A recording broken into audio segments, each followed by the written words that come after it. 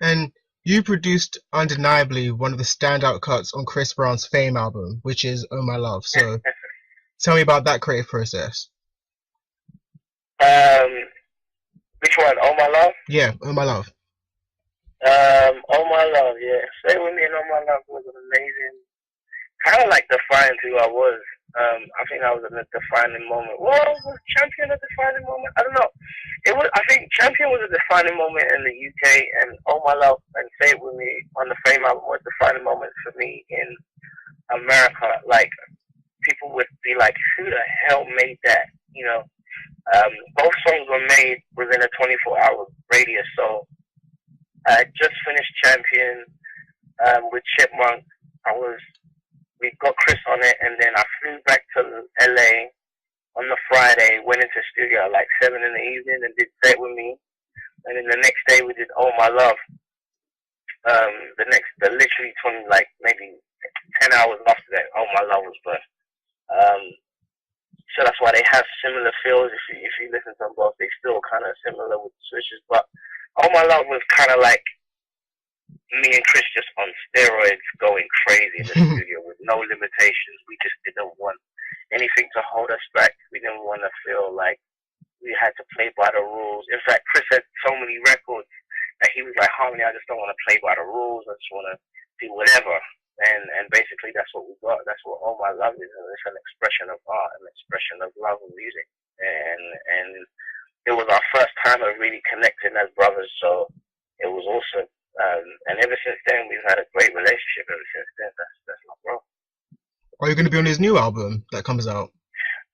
No, unfortunately, I missed that album, and he hit me up and said, "Yo, I'm starting my new album. Where you at?" And I was in the middle of tying up Fantasia's album and Kelly's album, and I'm just finished Ariana's album and Jordan Sparks' album. So I had so many projects like on the go that it was difficult for me to even try and fake the funk. I just didn't want to give him anything weak, and I knew that he was gonna need everyone to be focused. So I just let that one pass, and I knew Chris had this one. This one's gonna be great for him. He's got Uncle Tim was there, Timberland, Polo was around. There was a lot of big guns. Pharrell was around, I believe. A lot of big guns are gonna be on this album, so I don't Wow. think he's gonna miss me very much. But um, I went to see him a few times while he was recording, and it sounds amazing. So what was the story behind Keyshia Cole's Enough of No Love? Because that's, in my opinion, one of the best R&B songs in recent years, and one of her best in her entire career. Yeah, Enough for No Love. How can I say? To be honest with you, Enough for No Love kind of she stumbled upon that record, if that makes any sense. Like, it's weird. I'm like when I work with people, they never really kind of want to go in with me because they don't know who I am. Do you know what I mean? I mean, Mm. now it's a little different, but then, you know what I mean? It was like, people was like, you need to go in with Harmony, you need to go in with Harmony. She was like, no, I don't know who he is. And, so um, what took place was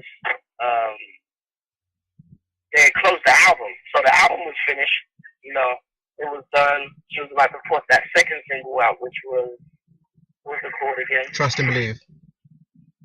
Yes, they want to put that one out first.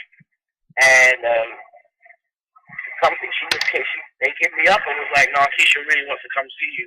I think she had heard one of my records with other people. Now, once again, I'm going to say, Enough for No Love was, the actual beat itself was another song, and it was Chipmunk. Wow. It was Chipmunks, and but he wasn't putting a project out for a while. So I remember calling Chipmunk. Keyshia came to the studio. She was like, play me some stuff, and I was just, I was telling her, I was just actually talking to her about Chipmunk, and I played her the song that was originally on it, and she was like, yo, I love that beat. I want that beat. I want that beat. And I was like, ooh, that's Chips. And, Chips ain't really into sharing like music like that. So she was like, please, let's try and make it work. So at the end of the day, I called Chip. he owed me a favor anyway because I had given him a whole bunch of songs. I had taken like songs away from other people to give to him for the transition album. So um, so he was like, yeah, man, it's all good. You can give it to Keyshia, and that's basically it. And then Enough and Low Love was done. And then so basically the first single got removed, and then this became the first single, which did very well for her, by the way. Like it came in and just blew up.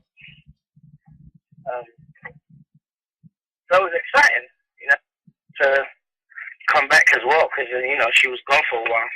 So, what's your opinion on the state of R&B music today, and do you feel it's a genre that's generally unappreciated in the UK? Because as a London boy, I know I feel like that. Yeah, I hate that. Well, part of the reason why I don't live in the UK right now, I love UK music. I just feel they undermine black people's music, urban music.